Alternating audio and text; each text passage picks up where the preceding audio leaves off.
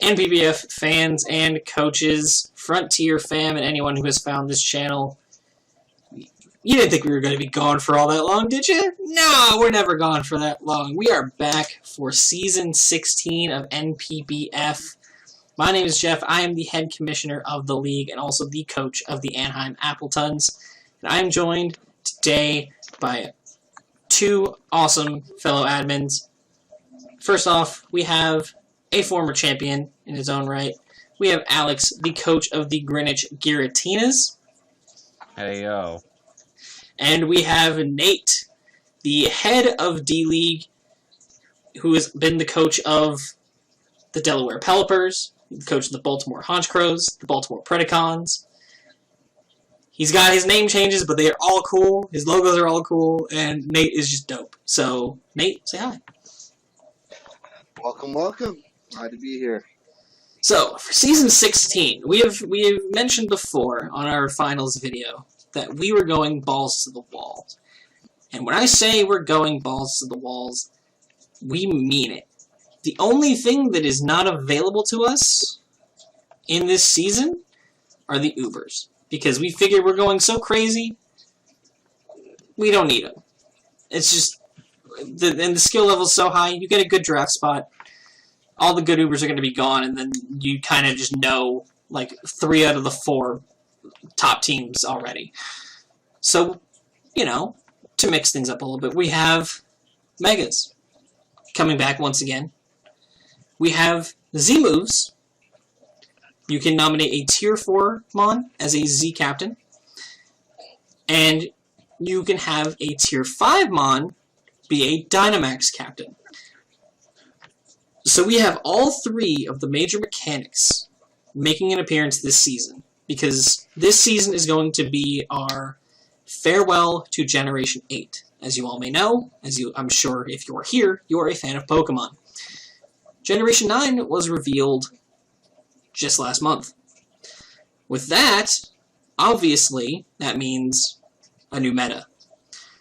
So we wanted to finish Gen 8 off strong, and what better way than to just throw everything at the wall and see what sticks. So we have a crazy season coming for you guys. It's going to be fun. And now it is time to take a look at who all will be taking part in this season. So gentlemen, let's take it away with our divisions. I guess I'll lead off. For the Hammerlock division, we have the newly crowned D-League champion, BK, and his Portland Toxicroaks. From what I saw, and I did have the pleasure of battling him, he is going to feel right at home battling amongst you guys. Following BK, we have returning coach Eric, coach of the East Coast Aegis Slashers. Another solid coach. Definitely played him a lot. So he's definitely going to see himself kind of fighting an uphill battle with our next 2 coaches. First is Deshaun and the Bridgeport Savalis, with whom we all love and support and don't want to go. And finally, the man himself, who has won more championships than most of us, Rennie, and the Los Angeles Darkrai's. I like the division. I definitely see a lot of hard-fought battles, and who knows, maybe BK could hand Rennie a loss this season. For sure. Very stacked division. Very, very stacked division to start off with. Alex, what do you got for us for division number 2? Well, before we go to division number 2, I just want to say, Eric, I'm so sorry. That division's fucking cracked, and I hope that you don't go 0-3 the first 3 weeks. Like, if I was you, I would be fearing the same thing. So I'm not saying that you are bad. I'm saying everyone else in that division is a fucking god. He should watch D-League's videos to see how BK plays and preps. Yeah. That's not a bad idea. Enough about that. We'll go into Stawn Side Division, which sees returning coach James bringing back the Myrtle Magikarps, waiting for the day that he decides to finally leap over the waterfall and rebrand as the Gyarados, but It has to He'll do come it after he eventually. wins. It has to come eventually. Maybe he does that when he wins the title. That would be hype as hell. James, we've spoken it into existence, and now you have to do it. Don't make the rules. Well, I made this rule for you, specifically. I made the rest of them. Yeah. Next up, we have our other D-League promote. The runner-up of season, what was it? I believe 8 for D-League. David bringing the Galveston Goons. I mean, David was absent for quite a few of his D-League games, and he still made it up here. So, don't sleep. He missed a third of his games, made playoffs, and made it to the finals. Gotta love the Goons, man. Gotta love them. Yeah. Aside from our 4th spot, this is the Goon division. Because next up we got Z Guardian Cocos, coached by Shawnee, Mr. Bouncy Panda himself.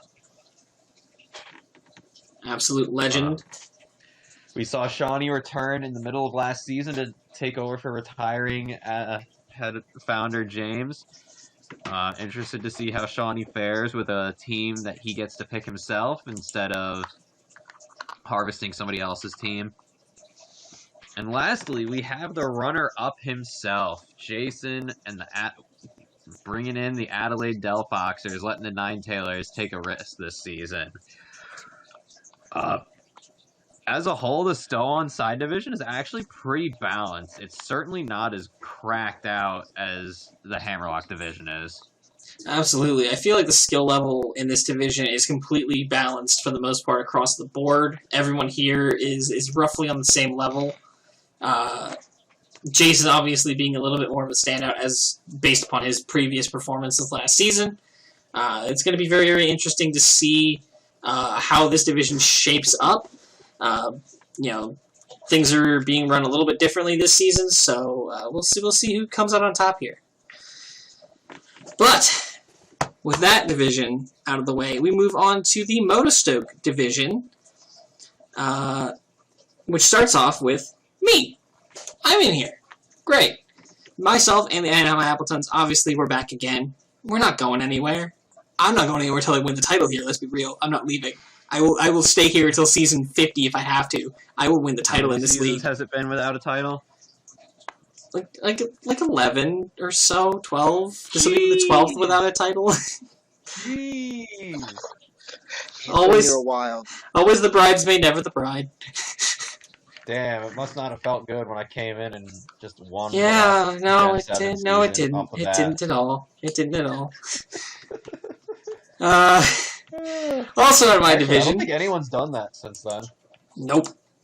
No, they have not. Also in this division, we have another returning coach in Gavino and his Venice Beach Victinis. Gav is quite the comedic part of our chat. It's always a good time. He's also Rennie's lover. Someone you never want to face in the last 5 weeks of the season. Y'all have seen that nonsense. I can't explain it. No one can. It's just it's an anomaly that exists. It's not an anomaly. He decides, okay, now I need to try to make sure I don't go to D-League. So I have to win now? Got it. Okay. It's going to be a D-League for Generation 9. I'm excited. We're making the big calls early. We're sending Gav down apparently this season. It's time. We'll have to see. One of the people being able to send him down, another former champion, the champion of Season 14, Jesse, and the J-Dog Jolteons. He was on the verge last season of getting knocked down and had a nice little surge in the middle of the season.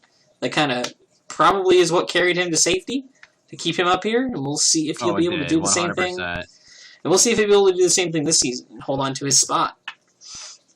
And last, I kind of want to see him draft Volcanion again, just to see if that's the only reason he does well. Right? That'd be really hype. I want to see it. As long as Jeff doesn't get it, everyone will be okay. I might just draft just for you, Nate. Just for you, Nate. I might fit into my draft plan. And if you do that, every weekly recap, I will join you to talk shit about this Volcanion. Perfect. I love it. I can't wait. It's gonna be great. Oh my god. And last but not least, for the Moto division, we have Chris and the Nottingham Neolegos. Chris has been here on and off for a while. Had a little bit of a rough season last season, but he's someone who consistently performs decently well in a lot of the drafts that he's in. So it'll be interesting to see how he performs here this season. Now that we are moving back to Generation 8, we'll see if he picks back up on playing the way that we all know he can. So, pretty fun division, I'd say. Yeah. Yeah, I wish I was in that division. Well, unfortunately, you're in the next division. Yeah, unfortunately, I'm on the Balinleia division, as Jeff has informed me it's pronounced. My dyslexic ass thought there was an extra O in there and thought it was Balloonly. Also, I don't watch the anime, so I don't give a fuck. I don't know how any of this shit's pronounced. I'm just guessing because I haven't seen that episode of Journeys yet. I won't ever see an episode of Journeys. So. Oh, it's so good. Best Pokemon anime they've put out since Gen 4. Well, Gen 4 was the last time I watched the Pokemon anime, so there you go, perfect. Well, I watched the first few episodes of Gen 5, but that doesn't matter. Gen 5 bad. Gen 5 is really bad. So, on to the final division. You have myself, obviously returning, the only former champion in this division. Oh, that's not true anymore. Never mind. Fuck. Fuck. So I talked a lot of crap about how, not crap, but I really spoke up the Hammerlock division. This might be worse. Beneath me returning, we have Steven in the Sligo Anacondas. As you all remember, Steven is the only person that handed me a loss during the main season, last season. I don't think I need to say anything more about that guy's quality as a battler. Beneath him, again, we have Anthony. He's not going to be the Windy City Bolt Strikers this year. He's coming back as the Chicago Blizzard, bringing back his branding for when he either won a season or was a runner-up. I don't remember. He was runner-up first season here, I believe. First season. Yeah, and that was when he was the Blizzards. So he's trying to invoke some. He's channeling it. Luck. Yeah. Anthony, he's been a runner-up. He's never had a title. His records are sometimes not indicative of him. Anthony has probably the smartest and greatest mind for team building in the NPBF, even when his records don't reflect it. If you beat Anthony once, you're sure as shit not going to beat him the second time going around that season. Anthony is probably the coach in this league that I dread playing the most at any given point because of how good of a team builder he is. I mean, him and Rennie. But, you know what? I would rather face Rennie than Anthony sometimes. I get that completely. And then rounding out the division, we have our newly crowned Season 15 champion, Liam, in the Auckland Ambipoms. He's the reigning champion. I can't wait to beat his ass in weeks 2 or 3. I don't know which week I play him off the top of my head. I know who I play week 1, and it's not him. So, before we continue, fun fact, Liam is the only coach in NPBF history to have won D-League and the main league. That is hopefully there are more. A really cool stat. Statistic. That is a really cool statistic. I absolutely love that. That's cool. That is really cool. So hyped about that. That's actually awesome. Good for Liam, being a first, being an absolute first. Yeah, no, that's definitely something to be proud of. I'm surprised it took this long for us to have someone. It's like the first person to be NXT champion coming up and winning a world title. That's I don't want Liam to be Seth Rollins. Think about it. Here are all of the champions for D League for the last 8 seasons. Myself, Deshaun twice, Chris of the Neolegos, Liam, Eric, and Steven, and now BK. So Okay, so Everyone but realistic. myself was in the playoffs last year. Chris has never actually made playoffs here, except for Mono. Really? Except for just Mono. This is only the second season that he has completed with us. Oh, I thought he was in the playoffs. He completed Mono, and then he went on into doing. Then he did the season that we started off 2021 with, and then he had to drop. And then he didn't do the summer season, and we had a bunch of people leave after the summer season, and he reached out and said he was ready to rejoin. That's right, Jeff? I'm not like my timelines. That feels right. That feels accurate. I don't think he was in the summer season. I don't believe so. No, he wasn't. He rejoined. I remember now. We were doing a different league, but as season 14 was ending, that like the three of us and Chris was in, and we were all jokingly being like, "Are we sure we want this guy back in?" But that actually does line up because that was one of the first. Chris was the first person that we implemented the bringing the D-League winner and runner-up with, actually. Yeah, because weren't we only doing the... Chris and then Deshaun. We only started doing it in 2020. And that was, even then, it wasn't a hard rule. Deshaun came up. Yeah. When we did doubles. And then we implemented it fully when we did... We did the bring two up, kick two down, starting with mono. Yes. Yep. Because that was after Chris was removed. No, Chris was removed a year ago. Really? Yep. Yeah. That feels like it was longer ago, but mono was 2020. Really? Yep. God, it feels like longer. Time flies, man. Yeah, it's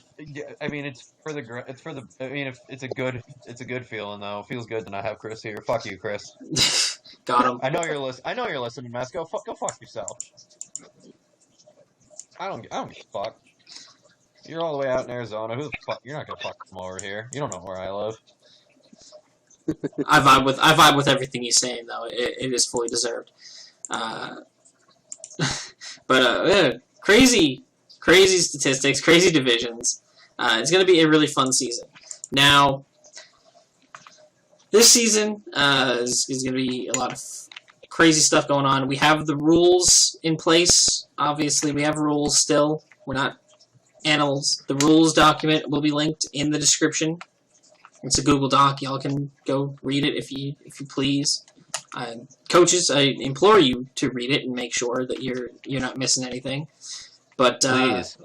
Yeah, absolutely, please. I'm begging and pleading. Only things that are I think different this season that need noting. Megas do not must always carry their Mega Stones, but they do have to Mega Evolve the first turn that they stay in and click a move. We changed that after last season because somebody decided that he was going to get Kill Leader with a Mega Gyarados by leaving it in as a regular Gyarados half the time and claiming Moxie boosts and killing things, and it got really bad. So we decided we're just not doing that again. So, sorry Mega Sharpedo, you dropped down a tier. Sucks to be you. But it is what it is. As far as with Z moves and Dynamax, obviously you nominate your Z captain and Dynamax captain post-draft, and then you proceed to go through the season. Although you do not have to Dynamax your Maxmon in a game if you choose not to. Just not necessary. If you can bring your Max captain out and never Dynamax it, that's fine. Same with your Z captain. You can bring him out and never click a Z move. You don't even have to hold a Z crystal if you don't want to. But, you can't. That's basically what we're saying. You can have a Z crystal if you want, but you don't need to use it if you deem it not necessary. Or if there's an item that would work better for you. Do as you please with those. Megas are the only one that have a hard, hey, you have to do this. Simple. effective, pretty straightforward. Nothing too crazy. Other than that, everything pretty standard. Standard clauses in effect.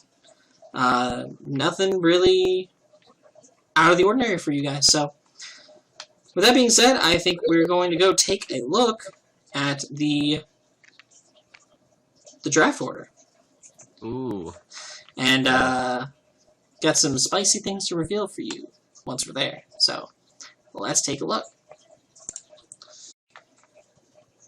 And here is the draft order for season number 16. And the most notable thing, personally, for me, is I finally got a draft spot above the top, or above the middle, so I'm happy with that.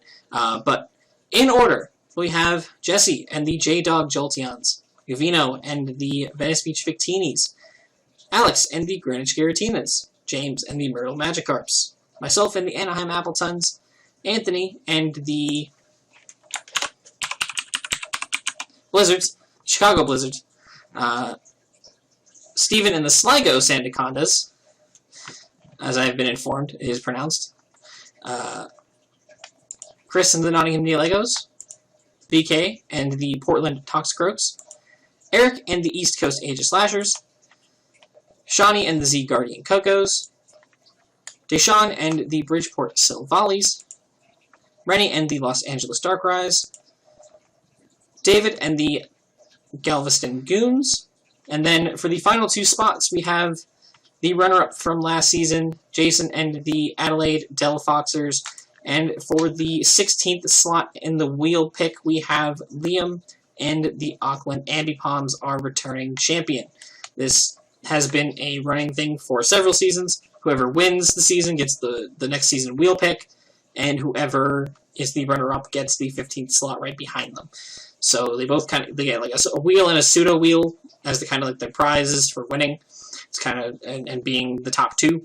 That's just kind of how we've done it for a while. So we haven't really seen a reason to change it yet. So cool, love that. But yeah, draft order is here, and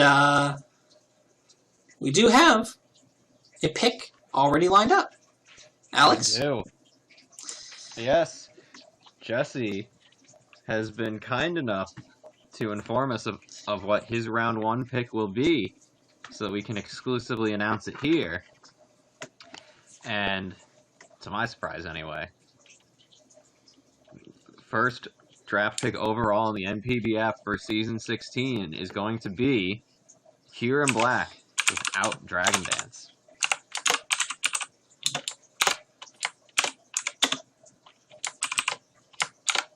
Wild, I know. What a crazy first pick, man. What an absolutely insane first pick.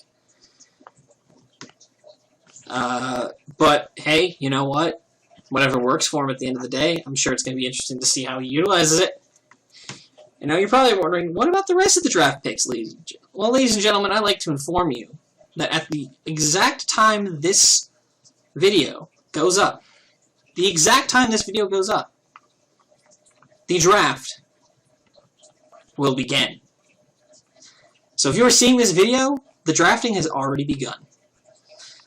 So stay tuned, ladies and gentlemen. The breakdown for the full drafts of all 16 teams will be coming in the near future once the draft is completed.